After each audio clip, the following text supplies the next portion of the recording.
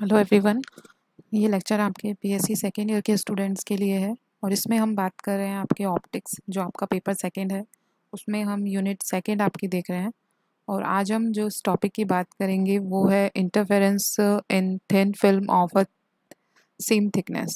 सो जो आपको जो कलर्स दिखाई देते हैं जब आप पानी में एक तेल की ड्रॉप को आप देखते हैं तो आपको एक कलर दिखाई देता है, जैसे रेनबो में जो आपको कलर्स दिखाई देते हैं तो वो किस तरह से आपको दिखाई देते हैं, वो किस तरह से उसमें इंटरफेरेंस होता है, तो उसकी आज हम बात करेंगे।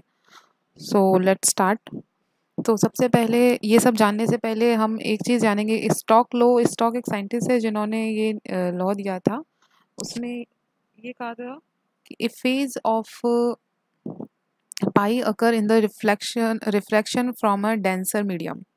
तो ये क्या कहना, तो इसमें उन्होंने बताया कि मान लो ये आपका सरफेस है, ऊपर की तरफ एयर है, ठीक है, और नीचे की तरफ आपके वाटर है, ठीक है। तो जब भी कोई लाइट इंसिडेंट होगी, ठीक है, और ये हमारी लाइट है, ये इंसिडेंट हो रही है इस पे और इधर से रिफ्लेक्ट हो रही है, ठीक है।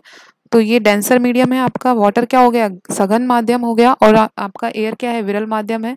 तो तभी जब भी ऐसा होगा कि आपका रिफ्लेक्शन डेंसर मीडियम से होगा, इधर वाटर डेंसर मीडियम है तो डेंसर मीडियम से रिफ्लेक्शन हो रहा है, तो आपके जो डिफरेंस आएगा वेवलेंथ में, ठीक है, जो फेज में डिफरेंस आएगा वो कितना आएगा, पाई का, ठीक है, पाई का डिफरेंस आएगा। और जो पाथ में डिफरेंस आएगा, जो पाथ डिफरेंस आएगा दोनों इंसिडेंट और रिफ्लेक्टेड लाइट के बीच में, वो कितना आएगा, λ/2, ठीक है। तो ये चीज़ हम यूज़ करेंगे हमारे आगे जो हम पढ़ेंगे, हमारा interference by thick film of uniform thickness वाली फिल्म के लिए, तो ये चीज़ हमारे काम आएगी। तो ये चीज़ हमें ध्यान रखनी है कि जब भी आपका रिफ्लेक्शन होगा डेंसर मीडियम से, तो आपकी इंसिडेंट रे और जो आपकी रिफ्लेक्टेड रे है उनके बीच में जो डिफरेंस होगा, फेज डिफरेंस पाई का आएगा, और जो पाथ डिफरेंस है वो λ/2 का आपको देखने को मिलेगा। तो आपको ये फैक्टर ऐड करने पड़ेंगे फेज में और आपके वेवलेंथ में, ठीक है। तो ये हमारा डायग्राम है, ये कोई थिन फिल्म है, ये यूनिफॉर्म थिकनेस की है, देखो सब जगह इसकी थिकनेस क्या है, सेम है। तो ये हमने फिल्म ली है टी की, बहुत स्मॉल है, आपको पता है कि लेयर बहुत स्मॉल होती है जो भी आपका, जब आपकी तेल की ड्रॉप जो होती है उसकी, तो ये हमने ली है पी, और पी क्यू और आर एस आपकी क्या है, लेयर है, ये पी क्यू अपर लेयर है और आर एस आपकी लोअर वाली है, और इसका रिफ्रैक्टिव इंडेक्स हमने लिया है म्यू, ठीक है, और टी इसकी क्या ली है, मोटाई। और जो हमने इंसिडेंट रे ली है, जो हमने क्या लिया है, मोनोक्रोमेटिक रे ली है लैम्डा वेवलेंथ की, ठीक है, मोनोक्रोमेटिक है, सिर्फ लैम्डा की वैल्यू चेंज नहीं होगी, सिर्फ लैम्डा ही रहेगी, ठीक है। तो हमारा मोनोक्रोमेटिक हमने सोर्स लिया है। तो आपके देखो ये इंसिडेंट रे है, ओके। तो ये थोड़ी सी क्या होगी, तो ए बी का कुछ पार्ट क्या हो जाएगा, रिफ्लेक्ट हो जाएगा, और कुछ पार्ट का क्या हो जाएगा, रिफ्रैक्शन हो जाएगा, ओके। तो बी डी आप कौन से, अब आप बी डी को देखो, बी डी आपकी क्या कर रही है, नीचे वाली लेयर पे इंसिडेंट हो रही है, तो ये क्या होगा, इसका कुछ पार्ट क्या हो जाएगा, रिफ्लेक्शन हो जाएगा नीचे वाली लेयर से, और कुछ पार्ट का क्या हो जाएगा, रिफ्रैक्शन हो जाएगा। अब देखिए डीई को देखिए, डीई का क्या होगा, डीई का कुछ पार्ट अपर लेयर से, पी क्यू से क्या होगा, ये देखो इंसिडेंट रे की तरह काम करेगी, तो ये इंसिडेंट रे मान लो, तो इंसिडेंट करेगी ये, और इसका कुछ पार्ट क्या हो जाएगा, इसका क्या हो रहा है, रिफ्लेक्शन हो रहा है, और इसका, और जो आपकी ई एफ है इसका क्या हो रहा है, रिफ्रैक्शन हो रहा है, ओके। सो अब इसी को, ईजी को देखेंगे तो ईजी ये इंसिडेंट हुई है, इसका कुछ पार्ट क्या हो जाएगा, रिफ्लेक्शन जो जीएल है, और कुछ पार्ट क्या हो जाएगा, का रिफ्लेक्शन हो जाएगा। देखो पूरी तरह कंप्लीटली रिफ्लेक्शन या रिफ्रैक्शन नहीं होता है, कुछ पार्ट आपके इंसिडेंट रे का रिफ्लेक्ट होता है और कुछ होता है रिफ्रैक्शन होता है, ठीक है। सो जो आपको रिफ्लेक्टेड रेज मिल रही है, उनको रिफ्लेक्टेड रेज आपकी क्या है, सेकेंड, रिफ्लेक्टेड रेज आपकी क्या है, जो बी सी और ई एफ है, ये आपकी क्या है, ए बी के, ये आपकी रिफ्लेक्टेड रेज से है, ठीक है। जो आपको दिखेगी ये तो आपका क्या है, पूरा लेयर है, तो जो आपको आपको जो दिखेंगे, देखो ये तो आपके क्या है, ट्रांसमिशन और ये आपकी क्या है, रिफ्रैक्टिव रेज। तो R1 R2 आपकी क्या है, रिफ्रैक्टिव रेज है जिनका रिफ्लेक्शन हुआ है। तो अब हमें क्या करना है, इनका पाथ डिफरेंस निकालना है कि इन दोनों के बीच में, इन दोनों के पाथ में अंतर क्या होगा। देखो क्योंकि P Q और R S आपका क्या है, पैरेलल है, और इनकी थिकनेस सब जगह क्या है, सेम है जो हमने लिया है। तो इसलिए आपकी R1 R2 क्या आ रही है, पैरेलल आ रही है। लेकिन ऐसा जरूरी नहीं है कि आपकी थिकनेस क्या हो, सेम हो। तो उस केस में आपके लिए पैरेलल रेज नहीं आएंगी। और हमने इस डायग्राम में क्या क्या किया हुआ है, देखो ये आई है, इंसिडेंट एंगल है, ये रिफ्लेक्टिव एंगल है, और ये दोनों एंगल देखो। आपको पता है कि ये आई इज इक्वल्स टू क्या होता है, आर होता है रिफ्लेक्शन का, ये हमने लॉज पढ़े हैं। तो ये आर है, तो ये भी आपका क्या होगा, आर। और हमने दो चीज़ें इसमें की हैं। पहली चीज़, हमने दो आपके लंब ड्रॉ किए हैं। एक तो है ई एच जो हमने बी सी पे ड्रॉ किया है, और एक आपका है बी डी के जो हमने बी ई पे ड्रॉ किया है। तो पहले हम बात करेंगे रिफ्लेक्टिव रेज के कारण जो आपका ये दोनों रेज, ये दोनों जो पैरेलल रेज हैं, जब इंटरफेरेंस करेंगी, जब इनका व्यतिकरण होगा, तो किस तरह से हमको फ्रिंजेस मिलेंगी वो हम देखेंगे। तो इसके लिए हमें क्या करना है, इनका पाथ डिफरेंस निकालना है। तो पाथ डिफरेंस निकाल के फिर इसमें इंटरफेरेंस की कंडीशन, संतोषी व्यतिकरण और विनाशी व्यतिकरण के लिए जो हमारी पाथ डिफरेंस की कंडीशन है, और जो अभी हमने स्टोक्स लॉ पढ़ा है, इन सबको मिला के जो हमारा रिजल्ट निकलेगा वो हम देखेंगे। हमने ऑप्टिकल पाथ डिफरेंस आपका क्या होता है, ऑप्टिकल पाथ डिफरेंस आता होता है रिफ्रैक्टिव इंडेक्स, ठीक है, और उसका एक्चुअल पाथ। तो आपकी जो रेज आ रही है R1 और R2, इन दोनों के बीच में अंतर क्या है, देखो इन दोनों के पाथ के बीच में अंतर क्या है।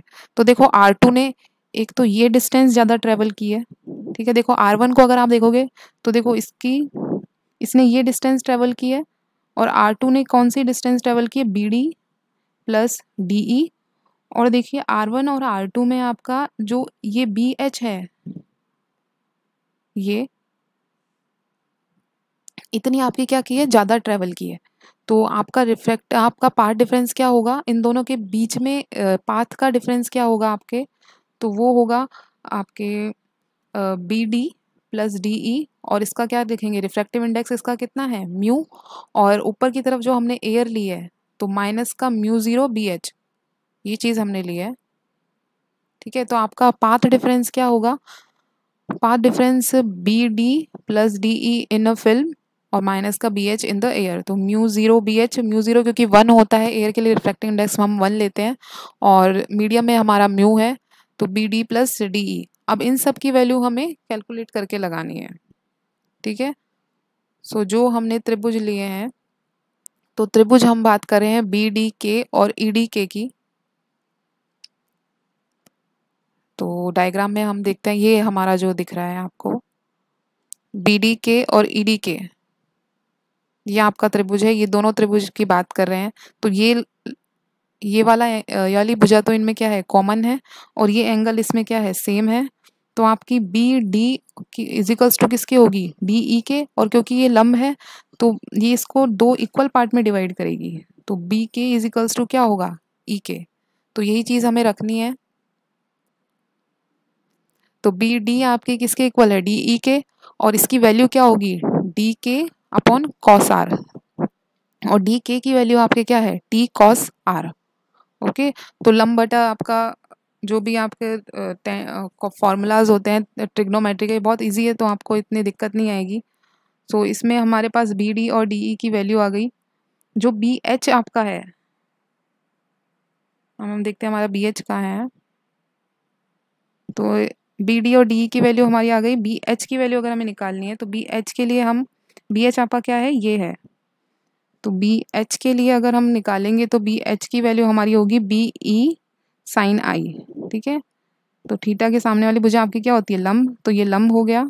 तो लंब और कर्ण, तो लंब बटा कर्ण लगा के आप, साइन होता है साइन I, इधर से आप BH की वैल्यू निकाल सकते हैं इस वाले त्रिभुज में से। तो ये बहुत इतना डिफिकल्ट नहीं है। तो ये हमारी आ गया BH BE साइन I, ये आपके आ गया है। तो BK प्लस KE आपका क्या होता है, सेम है। हाँ सॉरी, BE को हमने लिखा है BK plus KE sine I। और क्योंकि BK और आपकी KE क्या है, इक्वल है, तो उसको लिख सकते हैं 2BK साइन I। और बी के आपका क्या हो जाएगा, डी के टेन आर, तो 2 DK 10R साइन आई, ये आपका हो गया। और डी के की वैल्यू आपकी क्या है,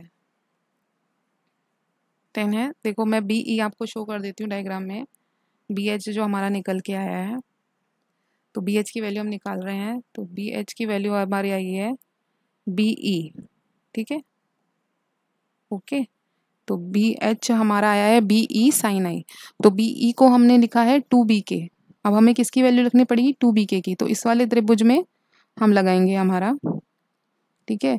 तो ये थीटा के सामने वाला हो जाए लंब, और हमें लंब पता है और आधार पता है, ठीक है, ठीक है। तो बी के अपॉन डी के आपका क्या है, टी है, तो इस तरह से आपके 10R की वैल्यू 10R में आ जाएगा लंब बटा, इधर से आप बी के की वैल्यू निकाल सकते हैं। तो यही चीज़ हमने की है कि B E is equals to क्या लिखा है, 2 BK प्लस इसको के में डिवाइड कर दिया, फिर इसकी वैल्यू क्या रख दी, DK 10R, ओके। तो यहाँ तक क्लियर है। इसके बाद हम 10R की जगह sine r upon cos r रखेंगे, ये सिंपल है आपका। तो इसका क्योंकि आपको पता है स्नेल का लॉ क्या कहता है, sine i upon sine r, आप म्यू इजिकल्स टू आपका होता है sine i upon sine r. तो साइन आई अपॉन इधर से साइन आई की वैल्यू आप निकाल लेंगे, तो म्यू साइन आर, उसकी जगह साइन आई की जगह हमने म्यू साइन आर रख दिया है। तो 2 μt upon sine square r upon cos r, ये आपके बी एच की वैल्यू आ गई है। अब हम इसको जो हमारा हमने निकाला था उसमें रखेंगे, तो ये हमारा है 2 μt upon cos r, okay. B D की वैल्यू हमारे पास आ गई, तो बी डी की जगह वैल्यू रख देंगे बी डी प्लस डी की जगह, तो ये 2 μt अपॉन कॉस आर, ये आ गई माइनस का बी एच, ये हमने रख दिया है जो हमने डेल्टा निकाला था इस वाले में, इसमें हमने बी डी की वैल्यू प्लस डी की वैल्यू रख दी माइनस बी एच की वैल्यू, और म्यू हमारा मल्टीप्लाई में है ही। तो ये सब हमने कैलकुलेट कर लिया, अब इनको सिंपली पुट करना है। इसको सॉल्व करेंगे तो हमारा 1 माइनस साइन स्क्वायर आपका क्या होता है, कॉस स्क्वायर आर, तो ये हमारा हो जाएगा 2 μt कॉस आर। अब क्या करना है, देखो जो आपका रिफ्लेक्शन हो रहा है वो किधर से हो रहा है, डेंसर मीडियम से हो रहा है, ठीक है, एयर से, और कोई म्यू है जो ग्रेटर देन 1 है उसके लिए हो रहा है। तो पाथ फेज चेंज कितना आएगा, पाई का, और जो पाथ में डिफरेंस आएगा वो λ/2 का आएगा। तो म्यू इफेक्टिव आपका क्या होगा, उसमें हमको λ/2 ऐड करना पड़ेगा। तो ये ही स्टॉक ने कहा था कि आपका जब भी डेंसर मीडियम से रिफ्लेक्शन होता है तो उसमें λ/2 का पाथ डिफरेंस आता है। तो इसको हमने क्या करना पड़ेगा, ऐड करना पड़ेगा। अब हमें मैक्सिमम और मिनिमा की कंडीशन निकालनी है कि हमारा कब मैक्सिमम पड़ेगा कब मिनिमम पड़ेगा। तो आपको पता है कि जब आपका पाथ डिफरेंस इंटीग्रल मल्टीपल होता है तब आपका क्या होता है, आपको ब्राइट फ्रिंज मिलती है। तो यही चीज़ हमको लगानी है, इसकी जगह आप एन लैम्डा रखेंगे, तो इसको सॉल्व करेंगे, ई इफेक्टिव की जगह आप एन लैम्डा रखेंगे, तो 2 μt कॉस आर 2n-1 λ/2। तो ये आपकी कंडीशन आ गई मैक्सिमा के लिए। सिमिलरली आपके कंडीशन आ गई आपके मिनिमा के लिए कंडीशन। तो मिनिमा में आपका पाथ डिफरेंस क्या होता है, ऑड इंटीग्रल होता है, ओके। तो डेल्टा इफेक्टिव आपका क्या होगा, 2n+1 λ/2। इसको पुट करेंगे अगर आप पीछे वाले फॉर्मूले, तो 2 μt cos R N lambda, ये आपके निकल के आएगा, ओके। सो ये आपका किसके कारण आपका निकल रहा है इंटरफेरेंस, ये आपका निकल रहा है रिफ्लेक्टिव रेज के कारण आपका इंटरफेरेंस, ओके। सो आज की क्लास में हम इतना ही पढ़ेंगे। जो नेक्स्ट क्लास में उसमें हम बात करेंगे जो ये आपकी ट्रांसमिशन रेज हैं उसके कारण आपका किस तरह से, उसके लिए क्या कंडीशन होती है और उसके लिए आपका क्या फॉर्मूला निकल के आता है। तो आपका एक थिन लेयर के कारण जो मैक्सिमा है उसके लिए फॉर्मूला होता है 2 μt cos R 2n-1 λ/2, okay. और जो आपका ये सिर्फ रिफ्लेक्टिव रेज के कारण है, हमने अभी ट्रांसमिट जो रेज हो रही है उनकी बात नहीं की है। और जो मिनिमा जो आपका आ रहा है उसके लिए जो आ रहा है 2 μt cos R N lambda, ये चीज़ आपकी आ रही है। नेक्स्ट लेक्चर में हम बात करेंगे आपके ट्रांसमिशन रेस के कारण आपके इंटरफेरेंस किस तरह से होता है। सो आज के लेक्चर में सिर्फ इतना ही। Thank you.